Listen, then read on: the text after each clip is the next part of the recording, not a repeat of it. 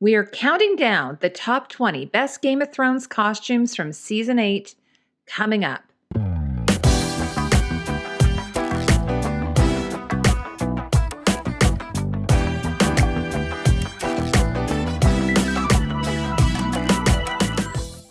Welcome back to Costume Co. If you're new to the channel, I do almost weekly videos and I have a full range of videos analyzing the costumes of Game of Thrones. So if you enjoy this type of thing, consider subscribing by hitting the bell. Thank you to everyone who contributed to the polls with the assistance of costume consultant extraordinaire Tatiana Melendez and also some help from Asun Kusi, Romy McCloskey, Sean McGuire, and Aaron LaFay. We have curated the best Season 8 Game of Thrones costumes from the HBO series of the same name. If you want to skip ahead at all, you will find all of the links in the description below. Before we get to the countdown, costume designer Michelle Clapton's new book, Game of Thrones: The Costumes, release date is November 5th and available for pre-order on Amazon with a price guarantee.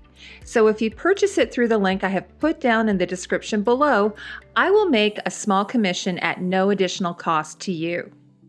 Warning, there are major spoilers for all 8 seasons of the HBO series Game of Thrones.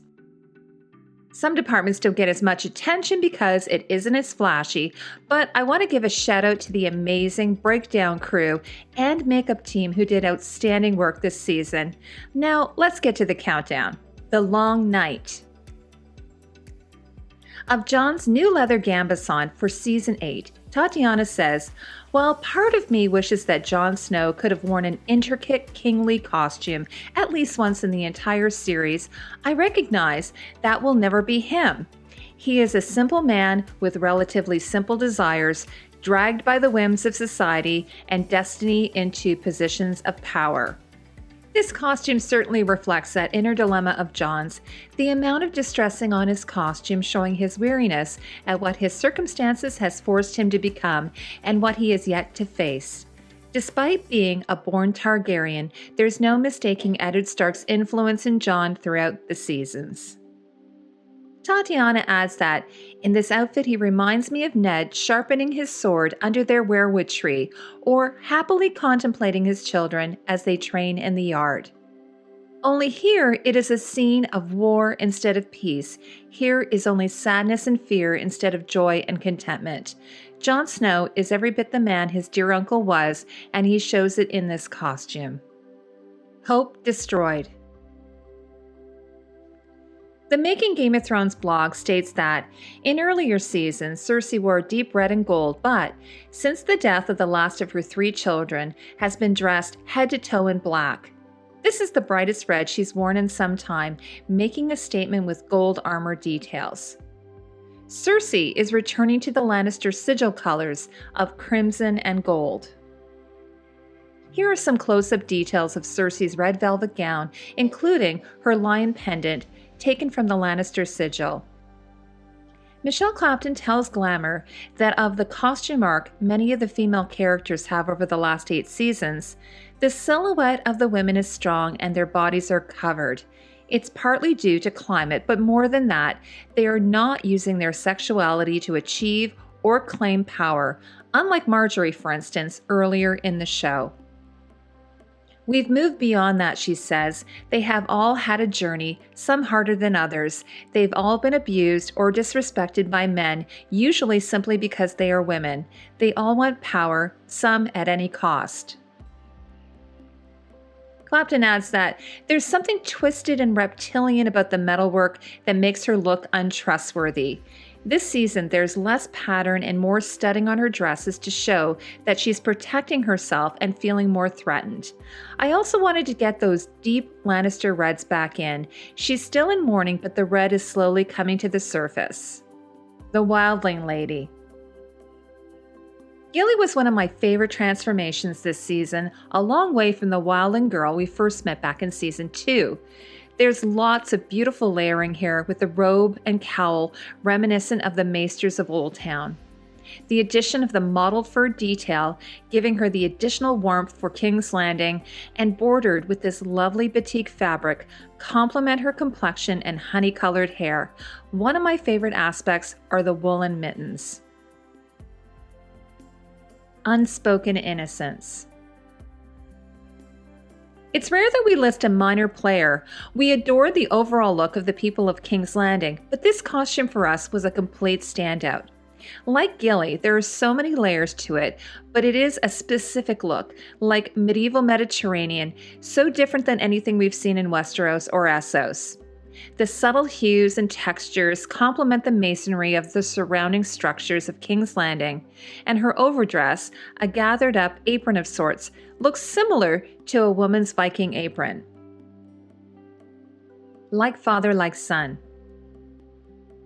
It's great to see Gendry, now a true Baratheon, in more intricate-looking clothing after seasons of relatively simple threads, Tatiana says. Joe Dempsey fills in his costume very nicely, looking ruggedly handsome and strong in this leather coat. The amount of detail and broken-down texture, not just in the doublet, but also in the gambeson, the belt, and the skirts, provide a warm, down-to-earth quality to our favorite blacksmith, like he could protect you by just wrapping his arms around you.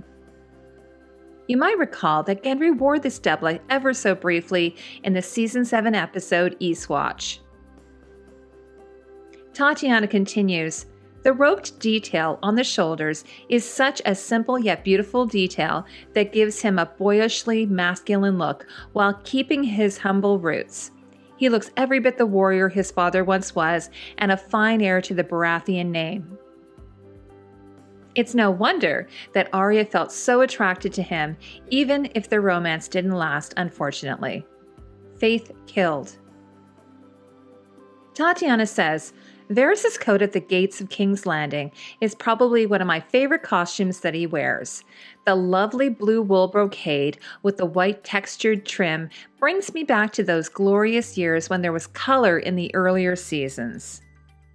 Here's his costume as featured in brilliant detail on the cover of Entertainment Weekly.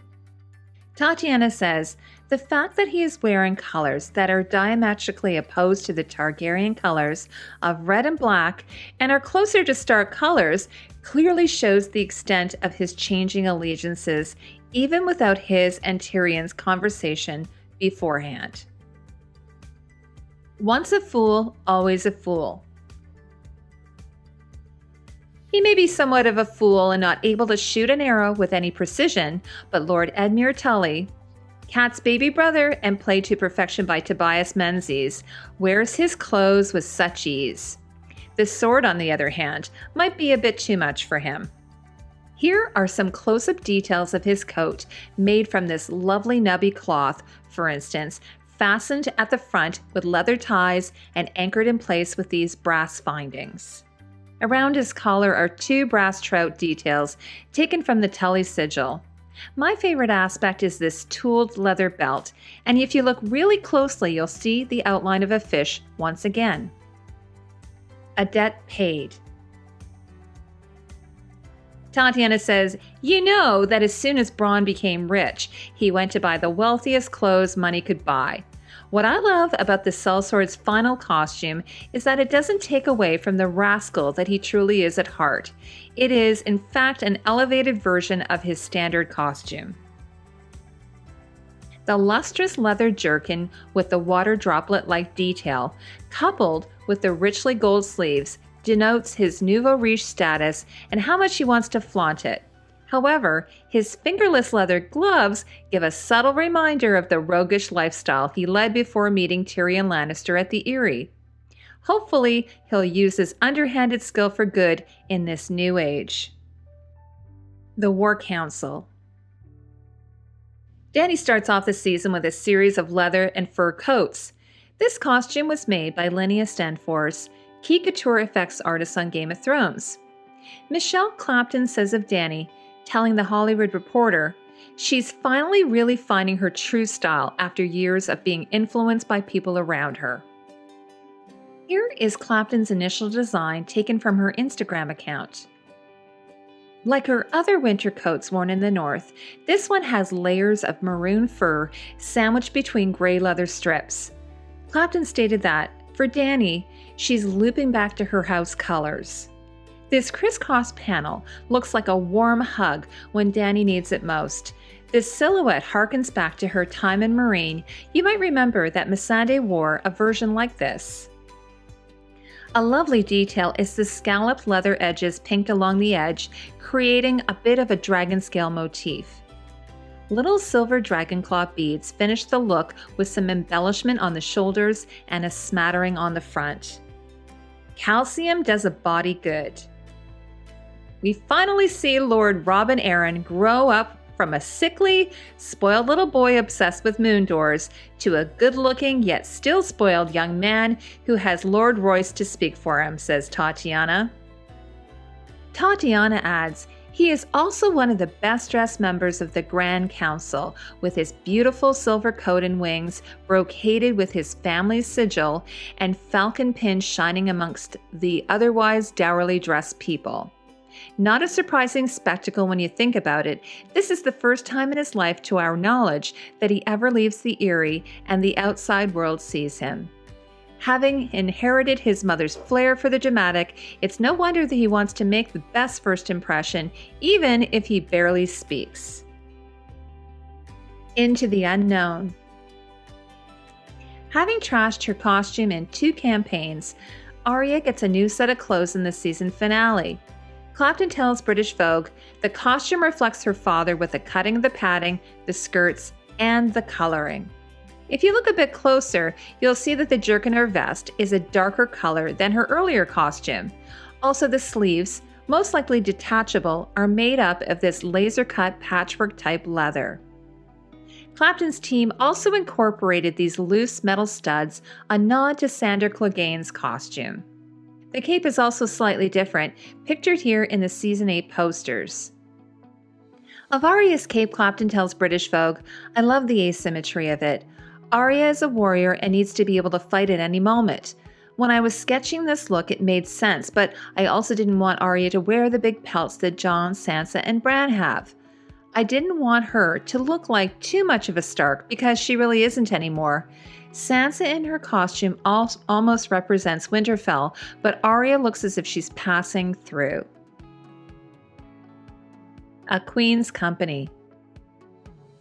Although Cersei's last 2 dresses share the same silhouette, the black dress she wears when greeting the Golden Company is the most successful at balancing its different elements. Tatiana says, I particularly love the gold fabric used in the bodice and underskirt. Its subtle texture combined with the spine motif of the bodice makes Cersei look like she's rotting from inside out while trying to hide it with a layer of black. Of this particular motif, Clapton says it feels lizard-like, cold-blooded. It creates an illusion that you can see into her soul, and it's dark. Tatiana then says, the studs, along with her Lannister pendant, do give the impression of symbolic armor, particularly around her stomach area, as if she's protecting her child. The pendant, which is shared in the red dress, is also a point of pride in her Lannister child. After an entire season of deathly black and silver, her hope in beating Maggie the Frog's prophecy is slowly coming back with her pregnancy, as is the hope of revitalization of her family's status and a dream for her future dynasty. This hope reaches its apex with the red dress, before being annihilated by the symbol of her power lust, and a queen younger and more beautiful than she. Northern Declaration of Independence. We've combined this costume into one because it was just a subtle change to the leather bodice with the weirwood branches tooled onto the leather strips that are pictured on the right. Michelle Clapton tells British Vogue of Sansa's costume journey. We established early on that she makes her own clothes. She tells Cersei that in the first ever episode of the show, and she has always sent messages through what she wears. She's learned from the people who were cruel to her, and when she gets back to Winterfell in Season 6, she's finally in control. I love the idea of her lacing herself into her dress, wrapping belts around her and buckling herself in. She's protecting herself by closing herself off from the outside world. Clapton also tells British Vogue, "People wear armor in times of danger, and I wanted her costume to reflect what's going on around her. Daenerys is in Winterfell, and it's obvious that she and Sansa don't get along particularly well, so it's partly Sansa reacting to that. But I also wanted to show that she's a warrior in her own right. I wanted it to evoke strength." Many of my viewers couldn't help but think that the silhouette of the bodice is derived from Japanese armor, specifically the do, breastplate, and backplate. Early Japanese armors were made from a series of overlapping lamellars made from lacquered leather or bone. Here's an example of an onabegeisha, which is a type of female warrior belonging to Japanese nobility. These women engaged in battle, commonly alongside samurai men. And then many of you have asked me about Sansa's particular jewelry piece, since she first wore a variation of it as Dark Sansa. Clapton tells British Vogue, "There's something about this piece of jewelry that feels so powerful. The original disc is a black stone I had made in New Zealand, and I love the fact that it comes from the earth and feels so substantial." The shape is also largely symbolic, Clapton stating, "I use circles as they represent a positive emotional message of harmony and protection. The circle is often used to represent unity and commitment. They are associated with women's strength. They also represent community. The chain represents her sense of imprisonment, and the needle is her link to the strength of her sister that she previously didn't understand." The Raven Shield and Sword. Tatiana says, "There are so many elements to love about this last Kingsguard armor. Firstly, that the colors represent Brienne's journey, from the gold of her Renly days to the black of Jaime's gift to her. The Kingsguard armor was also clearly inspired by both previous sets of armor, while retaining a warm simplicity, unlike other examples of this group, so we never lose sight of who she is at her core." You might remember also that in Season 4 episode Oathkeeper that Jaime gave Brienne this new set of armor. Her Kingsguard armor has the same silhouette, albeit it's in bronze. Tatiana says, "Secondly, I love the subtlety of the elements pertaining to Bran. The main three-eyed raven sigil isn't as overt or obvious as previous Kingsguard armor, like during Joffrey or Cersei's reign. And the pauldrons and the chestplate overlap each other in a beak-like way, and the gold squares on her skirt have small three-eyed ravens. The new Kingsguard sigil under King Bran is seen embossed on Brienne's breastplate." And lastly, Tatiana says, going back to the color, "I love that this time it's black and gold instead of white and gold. In a show where the symbolism of black and white is inverted to mean that black is the light, the Night's Watch, and white is the darkness, White Walkers, the latter being the prevalent color, signifies that honor and goodness has finally come back to the Kingsguard. A second chance." Tatiana says, "Gone is the arrogant Lannister lion who, as acting hand of the king, held Westeros in his hand before being accused and humiliated by his family. Gone is the uppity dwarf, frustrated that his political talents are being wasted and forgotten. Gone is the vain hand of the queen who foolishly thought he could control a dragon. All there is left is Tyrion, forever humbled by the consequences of his mistakes and his destroyed faith. His costume reflects that while incorporating elements of the three-eyed raven." The pattern in this simple-looking jerkin is reminiscent of the feather patterns of a raven, and the way it and the sleeves subtly shine different hues of purple, green, and gold is very much like the ever-changing radiance of raven feathers. Tyrion has completed his journey from arrogant lion to self-effacing raven, determined to learn from his past and lead the Six Kingdoms into a brighter future. The Broken Wheel. Tatiana says that Bran's king costume is the most beautiful costume I have ever seen him wear, and it's a breath of fresh air from his previous costumes. His grave and wise personality are implemented expertly in this outfit. The embroidery of raven feathers on his pellegrina and collar are gorgeous in their intricate simplicity, such that at first glance a viewer might miss the detail completely and would require further viewing to fully appreciate it. Tatiana adds that it gives such unassuming texture to a costume already textured by the luscious midnight blue velvet of the coat.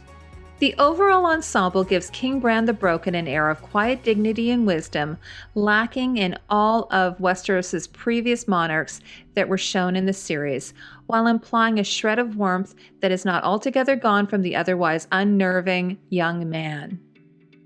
The inverted chevron, as suggested by Romy McCloskey, is fashioned after an abstracted raven in flight.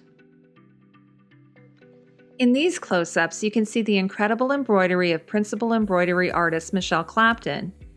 On the left is a whimsical raven feather motif, and along the collar, what look like raven footprints. Carragher used this same straight-stitch technique shown here on many of Daenerys Targaryen's blue dresses back in season 4 and 5. And for a bit of fun, here's just a little bit of tinfoil hat theory, courtesy of Tatiana. She says that Bran's costumes have both types of chevron patterns without becoming a zigzag. It could have multiple meanings, and one of them could be that as king, he had to become both leader and negotiator. Also, in terms of metaphorical gender, as the symbols represent male and female, the chevron and inverted chevron meeting in the middle might symbolize that he cancels the genders out and is neither male nor female. Therefore, by being neither, he is everyone, which ties into him being Westeros's memory. Stronger than yesterday. We adored Sansa's lacquered raven feather gown, although we also thought that it has aspects of dragon glass or charcoal even. Armored from throat to ankle, Sansa's Gibson girl silhouette is nipped in at the waist with this black leather cincher belt and harness. Here's a close-up of the feather detail of the gown that, depending on the light, reflects blue or black. Her belt features a silverfish belt buckle, a nod to her mother, Catelyn Stark. Clapton says of dressing the eldest Stark daughter, "I particularly love designing for Sansa. Her costumes lay bare her emotional state. She expresses through them. I think you can see that she is influenced throughout her journey until she finally comes into her own style in season 7. The look is a culmination of her difficult story." Our biggest disappointment, however, is that the costume was used in one very brief, darkly lit scene in the episode, The Last of the Starks. After all of the work that must have gone into the costume, it deserved another viewing. Queen of the Ashes. I love all of the brilliant brocades and intricate embroidery Clapton, Carragher, and this show have graced upon us throughout the years, Tatiana says. However, what I love most about a costume is its ability to tell a story. And in Dany's Last Conqueror's dress, we see the story told loud and clear. The expert ombre effect from black to red creates a stunning two-toned effect in the leather, which I didn't know was possible in that fabric. It made her look like she was drenched in the ash and blood of the citizens of King's Landing, drenched in the horror of the crime she had committed in liberating Westeros. The new chain of intent is an oxidized and tarnished variation created by jewelry artists Eunice and Eliza for this costume. Clapton tells the FIDM Museum, "It's often Eunice who sculpts it. Then we make it in silver. We actually have it made in India. The company who makes it does all the really high-end designers, and they agreed to do Game of Thrones because they were fans. Their attention to detail is exquisite, and they are really beautiful." Here is Dany's new silver ring from Season 8, also designed by Clapton and created for the show by Eunice and Eliza, and sold through their MEY collection. Tatiana says that the dragon scale motif is beautiful in its simplicity and concisely tells about Dany's break from reality and her symbolic transformation into a dragon. Her goodness had become confused in her power lust, rage, and megalomania, and she was unable to see the painful truth in her actions. She was no longer the Daenerys we had come to love. We may mourn what she had become and that she had to die because of it, but at the very least, it was a fabulous outfit to go out on. Stranger in a Strange Land, and The Death of Mercy. We've combined these two wintry costumes because there wasn't enough that was different about them, and frankly, we had no more room. The white fur coat with the accents of maroon fur and the one that we call Stranger in a Strange Land is the look that she wears when she first arrives in Winterfell. Actor Emilia Clarke said in an interview that she had to be sewn into the form-fitting costume, sometimes for hours at a time, and cut out of it when she needed to take a pee break. Dany sometimes wears the coat with a white wolf pelt, like we see here during a romantic getaway with Jon. Michelle Clapton tells British Vogue, "It's similar to a piece she wore in the season 7 episode Beyond the Wall. It was tricky to construct because we had to make 3 matching versions for the shoot, and Emilia had to be able to straddle a dragon while wearing it." Clapton says in an interview with FIDM Museum, "We actually created the fabric by putting strips of fur and leather together and creating panels and mounting those onto other panels, and then mounting those onto a corset. It has to fit incredibly well. It isn't that strong laterally because it's glued in strips, so we had to put it on something that could take the strain of her running around and jumping onto dragons." The back of the coat is meant to represent a dragon spine. Clapton stated that it took some time to get the technique right, and they also had to cut back the length of the fur to accommodate Dany's wig. The Death of Mercy coat is made from what I think might be deerskin or maybe chamois instead of fur, and it has rounded shoulders instead of the armored shoulders we've become accustomed to on many of Dany's costumes. There is just a bit of fur with these bits of maroon between the seams. Linnea Stemfords, the textile artist behind this costume, says on her Facebook page that this is one of her favorite pieces for Game of Thrones that she has ever worked on. And I'll have her featured in an upcoming interview so we can learn more about some of Dany's costumes. Before we get to the number 1 costume, here are some honorable mentions that we didn't have room for, but still deserve a mention nonetheless. Far From Home, Lost Love, The Broken Contract, Dothraki, The Winter Stallions, Free Folk, The True North, Winterfell, The Last Refuge, Kingdom of Ash, Ascending Isolation, Little Giantsbane, and Lord of Storm's End, The God's Wolf. A lot of comparisons have been made between Sansa Stark and Elizabeth I's coronations. Here are Michelle's original concepts for the coronation gown. Clapton wrote on her Instagram, "These are some of the many ideas before we get to where we all agree. I sketch away and then Emma, my assistant designer on these, was so important to me to discuss with. And of course D&D, and Sophie, who has to believe in it and wear it. And then over to Carol, fabulous cutter, Gyampi, brilliant armorer, and of course Michelle C., embroidery star, and all the other members of the costume team." Clapton also shared on Instagram, "The dress was made in the same fabric as the dark Sansa dress, which was the same fabric dyed that was used in Marjorie's wedding dress to Joffrey. Sansa had a bond with her. It has falling leaves as its pattern. There is a feathered and embroidered direwolf across her shoulder, and not seen here but beautiful red beaded leaves falling from one sleeve. The sleeves are textured like the fur on the first sigil. The metal bodice features growing branches of the weirwood tree. Nothing is created without meaning. In the final scenes, it's my hands dressing Sansa. The needle, the asymmetry of the cut, Arya and the rabbit skin on the inner side of the neck pad is reference to Bran, Rickon, Jon, and Theon in their youth." On the left is the original fabric from Sacco, makers of interior design fabrics. This voile is called Fossil in the color pearl. Clapton said that we use quite a lot of furnishing fabrics. We often buy them and then we just try things out on them. We sometimes boil them, or we use the back of them, or we spray into them, or we paint into them, and we often embroider into them as well. It's pretty rare for us to just use something as it arrives. I thought of Arwen's tiara from Lord of the Rings when I first saw Sansa's coronation tiara. Here is a shot of the back of the crown. A lot of comparisons have been made to Cersei's silver lion crown. And here's Clapton's original tiara concept taken from her Instagram account. This crown looks closer to the style of Cersei's in my opinion. Steenson's Jewelers in Ireland created this beautiful crown exclusively for the show. They tell me that this piece is sterling silver which has been oxidized. All the pieces made for GOT were from real precious metals. The process started by receiving a design brief from Michelle Clapton.